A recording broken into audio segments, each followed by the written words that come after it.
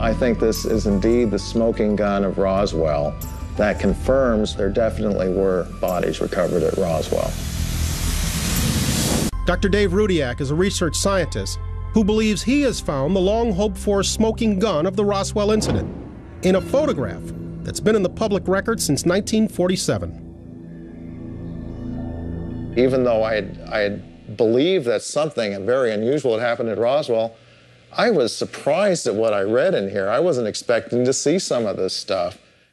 Rudiak has spent the last 2 years using computer imaging to analyze what Roswell researchers know as the Ramey Memo.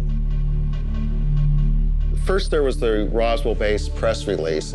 About an hour after the press release, General Ramey was already speaking on the phone to reporters in the Pentagon press room and saying it looked like a weather balloon to him and a radar target, and that is in fact what is pictured here.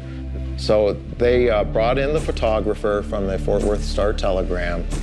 He took 6 photos. 4 of the photos have General Ramey, and he's holding this message in his hand.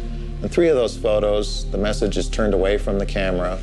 In this particular photo, though, for some reason, it's facing the camera. And fortunately for us, the image is of sufficient quality that we can read quite a bit of the message. And it tells, I think, a very remarkable story. During the GAO investigation, U.S. Air Force representatives claimed they tried to enhance this photo themselves. Their official conclusion was that even using state-of-the-art equipment, it was totally unreadable. This is the memo the Air Force said that their high-level government organization, photo analysis lab, could not read anything on. And if we zoom in here, you can obviously make out some of the words quite easily. And everybody sees this here. This is, the 2 words here are weather balloons. These words are very important because it tells us that this is about Roswell, because Ramey's trying to sell a weather balloon story to the press. It's not his lunch order, it's not his laundry list, it's not Mrs. Ramey telling him to bring groceries home. All right. Rudiak's inquiry began by focusing on the most readable keywords and phrases. Here's the word disk, and it's in quotes because there's a new use of the word, and they typically put the word disk in quotes. Another group of words that everybody sees are right here. It's Fort Worth, Texas. Another keyword was identified, both by Rudiak and other researchers who have analyzed the memo. Up here is a keyword that was picked out by the first group. They read this as victims up here. Here's a graphic of this keyword victims. These letters underneath are actual teletype font. I'm just assuming that we have these 4 letters.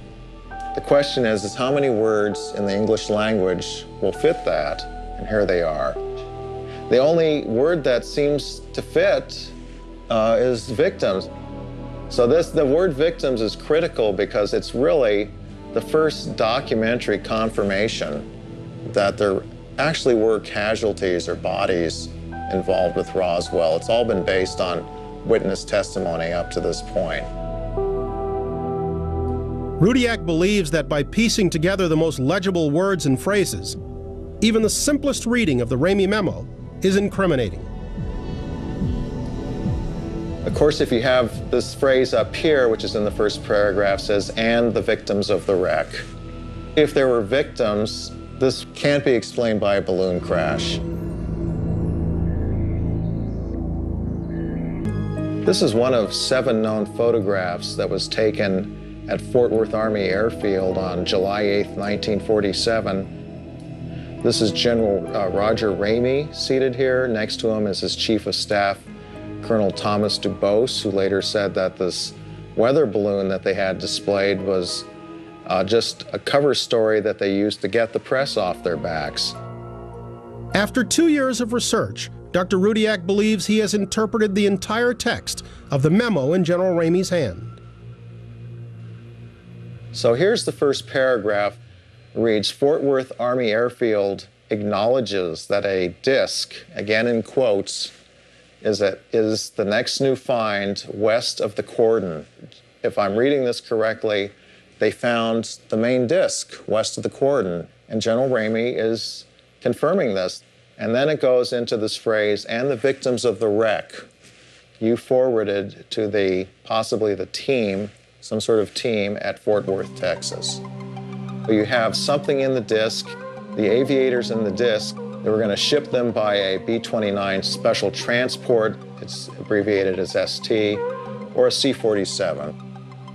I have about 80% confidence in what I have here. I think at least 80% of the words are correct here.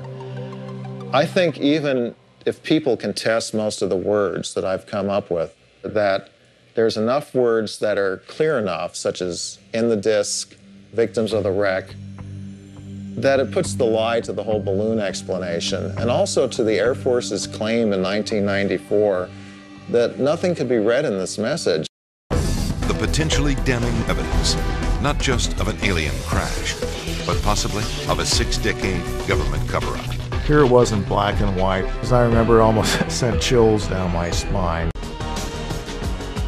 Secret laboratories, engineering wonders. It seems unbelievable, unless you believe there really was an alien crash landing in Roswell.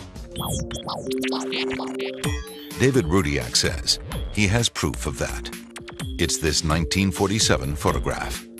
This is one of 7 photos known to have been taken in the office of General Roger Ramey. The photograph is from the day the U.S. military identified the Roswell debris as nothing more than a weather balloon. In it, Ramey is kneeling beside the debris, clutching a piece of paper. Seems pretty unremarkable, until you look closer. The real prize is what Ramey is holding in his hand right here. And you can see as you zoom in that there's writing on this paper. Using a digital photo scanner to enlarge and enhance the document, Rudiak says he can make out the words that prove there was an alien spacecraft.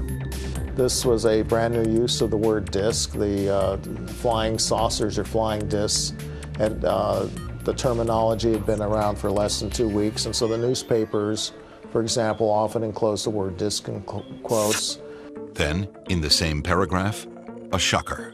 The real key to this message is this word right here, which the initial group identified as being the word victims. Rudiak deciphers more of the paragraph. They had the victims, they were going to ship them, I believe, to the chief medical officer at Fort Worth. And when it's all strung together, Rudiak believes the document is nothing short of a bombshell. They'd found a disc, they'd found victims, they were shipping the victims out, and then they were going to cover it up.